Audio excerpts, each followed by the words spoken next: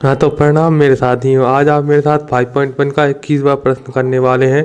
तो साथियों, आपकी जानकारी के लिए बताऊँ, ये प्रश्न क्या है, आपको बहुत कठिन लगेगा लेकिन ये है बहुत सरल। इसमें क्या है, रवि ने पहली 2 विषय परीक्षाओं में 75 और 70 अंक प्राप्त किए।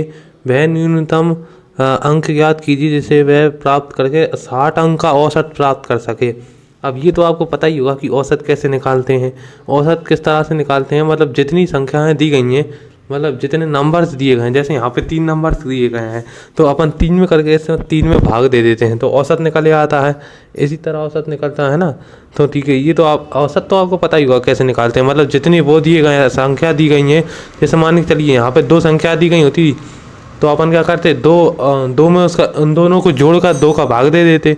इस तरह से औसत निकल आता है। चलो तो साथियों, अपन इसको करते हैं। चलो देखते हैं इसको कैसे करेंगे।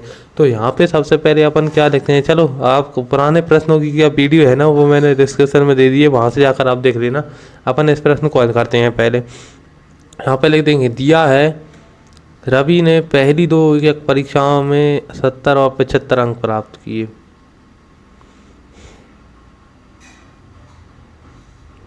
पहली 2 परीक्षा में, पहली 2 एकक परीक्षा में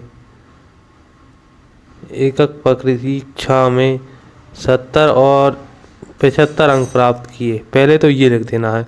फिर आप यहाँ पे लिखते हैं ज्ञात क्या करना है, मतलब ज्ञात करना है, माना कि तीसरी परीक्षा में ज्ञात किया, मतलब तीसरी परीक्षा में प्राप्त किए अंक बराबर हैं x।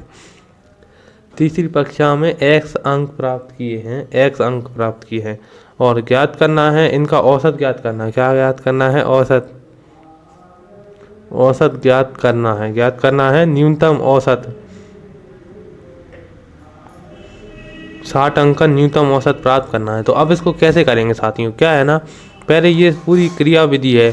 मैंने इस तरह से अगर आप लिखेंगे ना तो चेक करने वाले को अच्छी तरह समझ में आएगा, वो आपको नंबर अच्छे देगा। ठीक है ना साथियों। चलो तो आप अपन इसको हल करते हैं। कैसे हल करते हैं, मैंने आपको ये पहले ही बता दिया साथियों कि इसको हल करने में क्या कहा, पहले अपन इन तीनों संख्याओं को लिख देते हैं, फिर इसमें 3 का भाग देंगे, बराबर में 60 लिखेंगे, क्योंकि अपन को वो अंक चाहिए जिनका औसत 60 बराबर में हो। कैसे करेंगे ये देखना, मैं बताता हूँ। पहले यहाँ पे 70 लिख दो, 70 इन प्लस में x, ये वो 3 संख्या हो गई। अब ये कितनी है, 3 है, तो इसके नीचे 3 का भाग दे दो और बराबर में 60 लिख दो। बराबर में 60 इसलिए लिखेंगे क्योंकि अपन को 60 अंक का औसत चाहिए, मतलब बराबर में 60 आने चाहिए। तो कैसे करेंगे, इस 3 का इस 60 में गुणा कर दो, इधर घुमा दो, ये कितना होगा 45 हो जाए, 145 हो जाएंगे। प्लस में x बराबर में 60 की कितने होगा 180। अब ये x बराबर में इधर ले जान दो, किधर ले जान दो, इस साइड, सॉरी x नहीं 45 जाएगा इधर, 45 इधर आ गया तो कितने बचे 35 बचेंगे। यहाँ पे माइनस का 45 हुआ, 180 में से अगर 145 गए तो 35 होंगे, 35।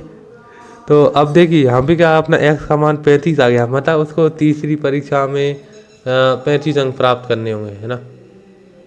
35 अंक प्राप्त करने होंगे, क्या कितने अंक प्राप्त करने होंगे 35 अंक प्राप्त करने होंगे। तो यहाँ पे क्या होगा भाई, ये तीसरी परीक्षा में रवि को 35 अंक प्राप्त करने होंगे। 35 रवि को 35 अंक प्राप्त करने होंगे, तभी वह 60 अंक का न्यूनतम औसत प्राप्त कर सकता है। एक और बात जरा ध्यान रखना, ये अंतिम लाइन जरूर लिखा करें, क्योंकि इस अंतिम लाइन में आपका पूरे प्रश्न का सार होता है और ये अगर आपने सही से लिखा तो और अच्छा प्रभाव पड़ेगा। चलो दोस्तों, मिलते हैं आपको अगली वीडियो में। धन्यवाद साथियों, लाइक और सब्सक्राइब जरूर करना।